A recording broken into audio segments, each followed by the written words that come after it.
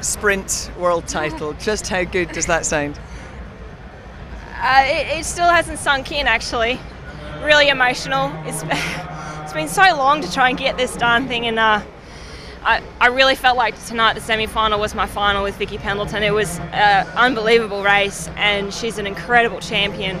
To be 5 times world champion out of 6 years was going to be a huge task to defeat her, and worthingly it went to 3 rounds, and I was just so pleased that I was able to come away with the win in the end. And the build up to it's been long and it's been tough, but I'm so glad I got the win.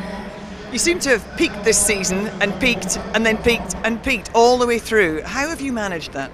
I think it's been a long-running trip, I guess you could say, since the Beijing Games. I gave myself a solid break away from the sport, about 4 months. I just walked away so that I could solidly decide whether it was that I wanted to get back on or not, and that was solely because of the experience that I went through leading into Beijing with my accident and my recovery.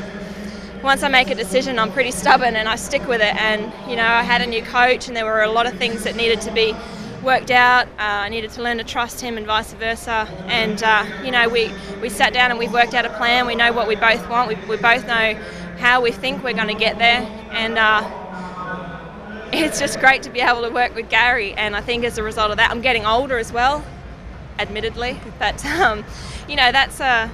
that's training history, and I'm starting to understand that as well. I'm building on a huge foundation. I've been in this sport for nearly 17 years now, senior elite for 10, and I'm just starting to get the best results out of myself.